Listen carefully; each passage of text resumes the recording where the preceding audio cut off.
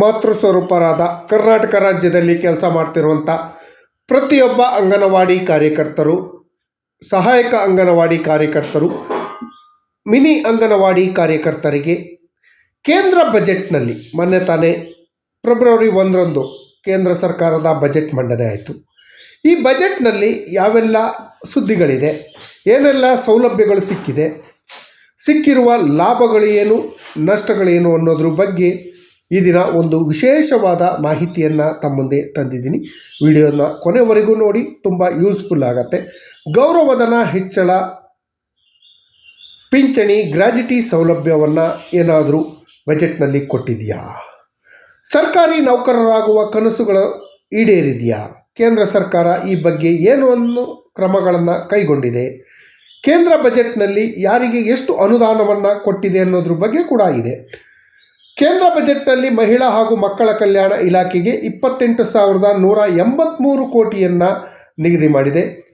ಅದೇ ಅಂಗನವಾಡಿಗೆ ಸಂಬಂಧಪಟ್ಟ ಹಾಗೆ 23,100 ಕೋಟಿ ಅನುದಾನವನ್ನು ಕೇಂದ್ರ ಸರ್ಕಾರ ನಿಗದಿ ಮಾಡಿದೆ. ಈ 23,100 ಕೋಟಿಯಲ್ಲಿ ಸಕ್ಷಮ್ ಅಂಗನವಾಡಿ ಹಾಗೂ ಪೋಷಣ್ 2.0 ಯೋಜನೆಗಳಿಗೆ ಅನುದಾನವನ್ನು ನಿಗದಿ ಮಾಡಿದೆ.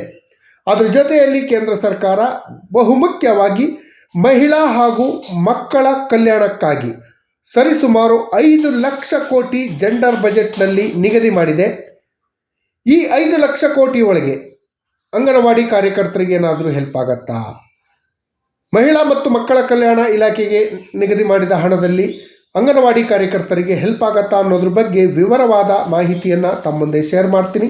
ಈ ಮಾಹಿತಿಯನ್ನು ತಮ್ಮ ಮುಂದೆ ಶೇರ್ ಮಾಡೋದಕ್ಕಿಂತ ಮುಂಚಿತವಾಗಿ ಯಾರೆಲ್ಲ ಈ ಚಾನಲ್ಗೆ ಸಬ್ಸ್ಕ್ರೈಬ್ ಮಾಡ್ಕೊಂಡಿಲ್ಲ, ದಯವಿಟ್ಟು ಕೆಳಗಡೆ ಕಾಣ್ತಾರಂಥ ಸಬ್ಸ್ಕ್ರೈಬ್ ಬಟನನ್ನು ಒತ್ತಿ, ಬೆಲ್ ಐಕಾನನ್ನು ಕ್ಲಿಕ್ ಮಾಡಿ, ಆಲ್ ಅಂತ ಮಾಡಿ. ನೀವು ಫೇಸ್ ಮಾಡ್ತಾ ಇರೋಂಥ ಎಲ್ಲ ಪ್ರಾಬ್ಲಮ್ಗಳನ್ನು ಲೀಗಲ್ ಆಗಿ ಸಾಲ್ವ್ ಮಾಡ್ಕೊಳ್ಳೋಕ್ಕಿರೋಂಥ ಉತ್ತಮ ವೇದಿಕೆಯಾದ ಸರ್ಕಾರಿ ನೌಕರ ಮಿತ್ರ ಯೂಟ್ಯೂಬ್ ಚಾನಲ್ಗೆ ಸಬ್ಸ್ಕ್ರೈಬ್ ಮಾಡ್ಕೊಳ್ಳಿ. ಸ್ನೇಹಿತರೆ, ಪ್ರತಿಯೊಬ್ಬ ಅಂಗನವಾಡಿ ಕಾರ್ಯಕರ್ತರು ಕೇಂದ್ರ ಬಜೆಟ್ನಲ್ಲಿ ನಮಗೆ ಸೌಲಭ್ಯಗಳು ಸಿಗತ್ತೆ ಅನ್ನೋ ಭರವಸೆಯಿಂದ ನೋಡ್ತಾ ಇದ್ರು. ಅಂಗನವಾಡಿ ಕಾರ್ಯಕರ್ತರ ಗೌರವಧನದಲ್ಲಿ ಭಾರಿ ಹೆಚ್ಚಳ ಆಗತ್ತೆ. ಅಂಗನವಾಡಿ ಕಾರ್ಯಕರ್ತರ ಗೌರವಧನ 32,000 ರೂಪಾಯಿಗೆ ಹೋಗುತ್ತೆ. ಸಹಾಯಕ ಅಂಗನವಾಡಿ ಕಾರ್ಯಕರ್ತರ ಗೌರವಧನ 26,000 ರೂಪಾಯಿಗಳಿಗೆ ಹೋಗುತ್ತೆ ಅನ್ನೋ ಭರವಸೆಗಳನ್ನು ಇಟ್ಕೊಂಡಿದ್ರು. ಪ್ರತಿಯೊಬ್ಬರು 1ನೇ ತಾರೀಕು ನಮಗೇನು ಕೊಟ್ಟಿದ್ದಾರೆ, ಕೇಂದ್ರ ಸರ್ಕಾರ ಏನು ಕೊಟ್ಟಿದ್ದಾರೆ ಅಂತ ಹೇಳಿ ಆಶಾಭಾವನೆಯಿಂದ ನೋಡ್ತಾ ಇದ್ರು. ಅಂಗನವಾಡಿ ಕಾರ್ಯಕರ್ತರಿಗೆ ಹಾಗೂ ಸಹಾಯಕ ಅಂಗನವಾಡಿ ಕಾರ್ಯಕರ್ತರ ಸೌಲಭ್ಯಗಳು ಹಾಗೂ ಕೊಡುಗೆಗಳನ್ನು ಏನಾದರೂ ಕೊಟ್ಟಿದ್ದಾರೆ ಅಂತ ಹೇಳಿದ್ ನೋಡಿದ್ರೆ ಬಿಗ್ ಝೀರೋ, ದೊಡ್ಡ ಚಿಪ್ ಸಿಕ್ಕಿದೆ. ಗ್ರ್ಯಾಚ್ಯುಟಿ ವಿಚಾರದಲ್ಲೂ ಯಾವುದೇ ಸೌಲಭ್ಯವನ್ನು ಕೊಟ್ಟಿಲ್ಲ. ಅಂಗನವಾಡಿ ಕಾರ್ಯಕರ್ತರನ್ನು EPS ನೌಕರರಿಗೆ EPS ಪಿಂಚಣಿ ಕೊಡಬೇಕು ಅಂತ ಕೇಳಿದ್ದು, ಅದೂ ಆಗಿಲ್ಲ. ಮೆಡಿಕಲ್ ಲೀವ್ ಕೊಡಬೇಕು ಅಂತ ಕೇಳ್ಕೊಂಡಿದ್ದು, ಅದು ಕೂಡ ಆಗಿಲ್ಲ. ಬೇಸಿಗೆ ರಜೆಯಲ್ಲಿ 15 ದಿನ ಇರೋದನ್ನು 30 ದಿನಕ್ಕೆ ಏರಿಕೆ ಮಾಡಬೇಕು ಅಂತ ಹೇಳಿ ಮನವಿಯನ್ನು ಮಾಡಿದ್ದು, ಅದನ್ನೂ ಮಾಡಿಲ್ಲ. ಅಂಗನವಾಡಿ ಕಾರ್ಯಕರ್ತರು ಹಾಗೂ ಅವರ ಕುಟುಂಬ ವರ್ಗದವರಿಗೆ ಕ್ಯಾಶ್ಲೆಸ್ ಟ್ರೀಟ್ಮೆಂಟ್ ವ್ಯವಸ್ಥೆಯನ್ನು ಕೊಡಬೇಕು ಅಂತ ಹೇಳಿ ಮನವಿ ಮಾಡಿದ್ದು, ಅದು ಕೂಡ ಈ ಕೇಂದ್ರ ಬಜೆಟ್ನಲ್ಲಿ ಆಗಿಲ್ಲ. ಕ್ಯಾಶ್ಲೆಸ್ ಟ್ರೀಟ್ಮೆಂಟ್ ಇರಲಿ.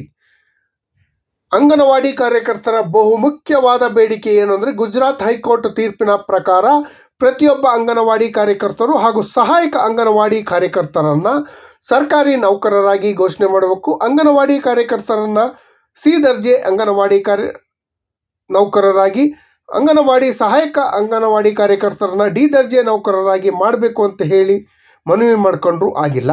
ಕರ್ನಾಟಕ ಹೈಕೋರ್ಟ್ನಲ್ಲಿ ಈಗ ಹಾಲಿ ಕೇಸು ಕೂಡ ನಡೀತಾ ಇದೆ. ಅಂಗನವಾಡಿ ಕಾರ್ಯಕರ್ತರಿಗೆ 2011ರಿಂದ ಗ್ರ್ಯಾಚ್ಯುಟಿ ಸೌಲಭ್ಯವನ್ನು ಕೊಡಬೇಕು ಅಂತ ಹೇಳಿ ಮನವಿಯನ್ನು ಮಾಡ್ಕೊಂಡಿದ್ರು, ಅದು ಕೂಡ ಈ ಕೇಂದ್ರ ಬಜೆಟ್ನಲ್ಲಿ ಯಾವುದೂ ಈಡೇರಿಲ್ಲ. ಕೇಂದ್ರ ಹಣಕಾಸು ಸಚಿವರಾದ ಶ್ರೀಮತಿ ನಿರ್ಮಲಾ ಸೀತಾರಾಮನ್ ರವರನ್ನು ಅಂಗನವಾಡಿ ಪ್ರಮುಖರು ಭೇಟಿ ಮಾಡಿ ಅಂಗನವಾಡಿಗೆ ಇಷ್ಟು ಅನುದಾನವನ್ನು ನಿಗದಿ ಮಾಡಬೇಕು, ಇದರಿಂದಾಗಿ ನಮ್ಮ ಸೌಲಭ್ಯಗಳು ಹೆಚ್ಚಳ ಆಗಬೇಕು ಅಂತ ಹೇಳಿ ಮನವಿಯನ್ನು ಮಾಡ್ಕೊಂಡಿದ್ರು. ಈ ಮನವಿಗಳಿಗೆ ಕೇಂದ್ರ ಸರ್ಕಾರ ಯಾವುದೇ ಬೆಲೆಯನ್ನು ಕೊಟ್ಟಿಲ್ಲ.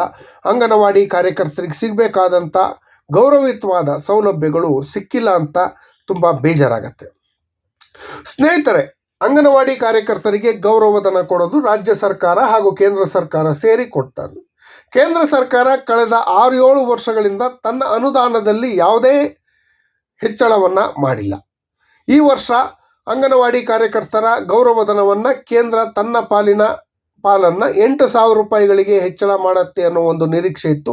ಆ 8,000 ರೂಪಾಯಿಗೆ ರಾಜ್ಯ ಸರ್ಕಾರ ಕೊಡ್ತಾ ಇರೋಂಥ 8,000 ಸೇರಿದ್ರು ಒಂದು 16,000 ಆಗೋದು. ಅದನ್ನು ಕೂಡ ಯಾವುದನ್ನು ಮಾಡೋಕ್ಕೆ ಹೋಗಿಲ್ಲ. ಯಾಕೆ ಅಂಗನವಾಡಿ ಕಾರ್ಯಕರ್ತರು, ಸಹಾಯಕ ಅಂಗನವಾಡಿ ಕಾರ್ಯಕರ್ತರು ಕೆಲಸ ಮಾಡಲ್ವಾ? ಸರ್ಕಾರಕ್ಕೋಸ್ಕರ ಕೆಲಸ ಮಾಡಲ್ವಾ? ಇಷ್ಟೆಲ್ಲ ಕೆಲಸ ಮಾಡಿದ್ರೂ ಕೂಡ ಕೇಂದ್ರ ಸರ್ಕಾರ ಯಾವುದೇ ಕ್ರಮ ಕೈಗೊಳ್ಳದೇ ಇರೋದು ಸಮಸ್ತ ಅಂಗನವಾಡಿ ಕಾರ್ಯಕರ್ತರು, ತಾಯಂದರಿಗೆ ತುಂಬ ಬೇಜಾರದ ಸಂಗತಿ ಅಂತಲೇ ಹೇಳ್ಬೋದು. ಅಂಗನವಾಡಿ ಕಾರ್ಯಕರ್ತರು, ಸಹಾಯಕ ಅಂಗನವಾಡಿ ಕಾರ್ಯಕರ್ತರು ನಮಗೆ ಕೇಂದ್ರ ಸರ್ಕಾರ ಸೌಲಭ್ಯಗಳನ್ನು ಕೊಡ್ತೈತೆ, ಕೇಂದ್ರ ಸರ್ಕಾರದ ಯೋಜನೆಗಳನ್ನು ನಾವು ಇಂಪ್ಲಿಮೆಂಟ್ ಮಾಡೋವಂಥ ಕೆಲಸವನ್ನು ಮಾಡ್ತಾ ಇದ್ದೀವಿ ಅಂತ ಹೇಳಿದ್ರು ಕೂಡ ಕೇಂದ್ರ ಸರ್ಕಾರಕ್ಕೆ ಹಾಗೂ ರಾಜ್ಯ ಸರ್ಕಾರಕ್ಕಾಗಿ ದುಡಿಮೆ ಮಾಡಿದ್ರೂ ಕೂಡ ಕೇಂದ್ರ ಸರ್ಕಾರ ಅಂಗನವಾಡಿ ಕಾರ್ಯಕರ್ತರು, ಸಹಾಯಕ ಅಂಗನವಾಡಿ ಕಾರ್ಯಕರ್ತರ ಯಾವುದೇ ಸೌಲಭ್ಯಗಳನ್ನು ಕೊಡುವಂಥ ಕೆಲಸಕ್ಕೆ ಮಾಡಿಲ್ಲ. ಆದರೆ ಅಂಗನವಾಡಿ ಕಾರ್ಯಕರ್ತರಿಗೆ ಕೇಂದ್ರ ಬಜೆಟ್ನಲ್ಲಿ ಸಿಕ್ಕಿದ್ದೇನು? ಎಷ್ಟೆಷ್ಟು ಅನುದಾನವನ್ನು ಮಾಡಿದರೆ? ಕೇಂದ್ರ ಬಜೆಟ್ನಲ್ಲಿ ಮಹಿಳಾ ಹಾಗೂ ಮಕ್ಕಳ ಕಲ್ಯಾಣ ಇಲಾಖೆಗೆ 28,183.06 ಕೋಟಿಯನ್ನು ಅನುದಾನವನ್ನು ನೀಡಲಾಗಿದೆ. ರೆವಿನ್ಯೂ ವ್ಯಯಕ್ಕೆ 28,177.42 ಕೋಟಿಯನ್ನು ಇನ್ವೆಸ್ಟನ್ನು ಮಾಡ್ತಾ ಇದ್ದಾರೆ. ಅದರ ಜೊತೆಯಲ್ಲಿ ಒಟ್ಟಾರೆ ಜೆಂಡರ್ ಬಜೆಟ್ನಲ್ಲಿ ಮಹಿಳಾ ಹಾಗೂ ಬಾಲಕಿಯರ ಕಲ್ಯಾಣಕ್ಕಾಗಿ 5 ಲಕ್ಷ ಕೋಟಿಯನ್ನು ನೀಡಲಾಗಿದ್ದು, ಇದು 2025-26ರಲ್ಲಿ 4,49,000 ಕೋಟಿಯನ್ನು ನಿಗದಿ ಮಾಡಿದರು. ಅದಕ್ಕೆ ಹೋಲಿಸ್ಕೊಂಡ್ರೆ ಸ್ವಲ್ಪ ಜಾಸ್ತಿ ಇದೆ. ಅದೇ ರೀತಿ ಮಹಿಳಾ ಮತ್ತು ಮಕ್ಕಳ ಕಲ್ಯಾಣ ಇಲಾಖೆಗೆ ಸಂಬಂಧಪಟ್ಟಂಗೆ ಸುಮಾರು 4,000 ಕೋಟಿಯನ್ನು ಎಕ್ಸೆಸ್ ಫಂಡನ್ನು ಕೊಟ್ಟಿದೆ. ಕೇಂದ್ರ ಬಜೆಟ್ನಲ್ಲಿ ಅಂಗನವಾಡಿಗೆ ಸಂಬಂಧಿಸಿದಂತೆ ಮಹಿಳಾ ಹಾಗೂ ಮಗುವಿನ ಅಭಿವೃದ್ಧಿ ಸಚಿವಾಲಯಕ್ಕೆ ಸಕ್ಷಮ್ ಅಂಗನವಾಡಿ ಮತ್ತು ಪೋಷಣ್ 2 ಯೋಜನೆಗೆ 23,100 ಕೋಟಿಯನ್ನು ನಿಗದಿ ಮಾಡಿದೆ. ಈ ಅನುದಾನವು 2025 ಹಾಗೂ 26ರ ಬಜೆಟ್ಗಿಂತ ಹೆಚ್ಚು. ತಿದ್ದುಪಡಿ ಆದಾಗ 21,000 ಸುಮಾರು ಒಂದು 10% ಹೆಚ್ಚಳ ಆಗತ್ತೆ. 20,949 ಕೋಟಿಗಿಂತ ಸುಮಾರು 10% ಹೆಚ್ಚಳ ಆಗತ್ತೆ. ಅಂಗನವಾಡಿ ಕೇಂದ್ರಗಳ ನಿರ್ವಹಣೆ, ಪೋಷಣೆ, ಸೇವೆ ಹಾಗೂ ಸುಧಾರಣೆಗೆ ಸಹಾಯಕವಾಗಲು ಸಚಿವಾಲಯಕ್ಕೆ ಒಟ್ಟು 28,183 ಕೋಟಿಯನ್ನು ನಿಗದಿ ಮಾಡಿದೆ. ಕೇಂದ್ರ ಸರ್ಕಾರ ಇಷ್ಟು ನಿಗದಿ ಮಾಡಿದರೂ ಕೂಡ ಇದರಿಂದ ಅಂಗನವಾಡಿ ಕಾರ್ಯಕರ್ತರ ಸೌಲಭ್ಯಗಳು, ಭತ್ಯೆಗಳು ಹೆಚ್ಚಳ ಆಗಿದೆಯಾ? ಖಂಡಿತ ಇಲ್ಲ. ನಾವು ಒಟ್ಟಾರೆ ಹೇಳಬೇಕು ಅಂದರೆ ಕೇಂದ್ರ ಬಜೆಟ್ನಲ್ಲಿ ತುಂಬ ನಿರಾಶೆಯಿಂದ ಅಂಗನವಾಡಿ ಕಾರ್ಯಕರ್ತರು ನಿರಾಶೆಗೆ ಒಳಗಾಗಿದ್ದಾರೆ. ಈಗ ಮುಂದಿನ ತಿಂಗಳು ರಾಜ್ಯ ಬಜೆಟ್ ಮಂಡನೆ ಆಗ್ತಾ ಇದೆ. ರಾಜ್ಯ ಬಜೆಟ್ನಲ್ಲಿ ರಾಜ್ಯ ಸರ್ಕಾರ ಚುನಾವಣಾ ಸಮಯದಲ್ಲಿ ಕೊಟ್ಟಂಥ ಭರವಸೆಯಂತೆ 6ನೇ ಗ್ಯಾರಂಟಿಯನ್ನು ಇಂಪ್ಲಿಮೆಂಟ್ ಮಾಡುತ್ತಾ? ರಿಟೈರ್ಡ್ ಆದವರಿಗೆ ಒಂದೇ ಸಲ 3 ಲಕ್ಷ ರೂಪಾಯಿ ಹಣವನ್ನು ಕೊಡ್ತೀವಿ ಅಂತ ಹೇಳಿದರು, ಅದು ಈಡೇರುತ್ತಾ? ಇನ್ನು ರಾಜ್ಯ ಸರ್ಕಾರ ಏನೇನು ಸೌಲಭ್ಯಗಳನ್ನು ಕೊಡ್ಬೋದು ಅನ್ನೋದು ನಿರೀಕ್ಷೆಯಲ್ಲಿ ಅಂಗನವಾಡಿ ಕಾರ್ಯಕರ್ತರು ಇರಬೇಕು. ಬಿಟ್ಟರೆ ಕೇಂದ್ರ ಸರ್ಕಾರದಿಂದ ನಮಗೆ ಹೆಚ್ಚಿನ ಲಾಭಗಳಾಗಿಲ್ಲ. ಈಗಲಾದರೂ ರಾಜ್ಯ ಸರ್ಕಾರ ಅಂಗನವಾಡಿ ಕಾರ್ಯಕರ್ತರ ಗೌರವಧನವನ್ನು ಹೆಚ್ಚಳ ಮಾಡುವಂಥ ಕೆಲಸಕ್ಕೆ ಕೈ ಹಾಕಬೇಕು, ಅವರ ಸಮಸ್ಯೆಗಳಿಗೆ ಸ್ಪಂದಿಸುವಂಥ ಕೆಲಸವನ್ನು ಮಾಡಬೇಕು ಅಂತ ಹೇಳಿ ರಾಜ್ಯ ಸರ್ಕಾರದಲ್ಲಿ ಮನವಿ ಮಾಡ್ಕೊಳ್ತಾ, ಈ ಮಾಹಿತಿ ತಮಗೆಲ್ಲರೂ ಇಷ್ಟ ಆಗಿದ್ದರೆ ದಯವಿಟ್ಟು ಕೆಳಗಡೆ ಕಾಣ್ತಾ ಇರೋಂಥ ಸಬ್ಸ್ಕ್ರೈಬ್ ಬಟನ್ ಒತ್ತಿ.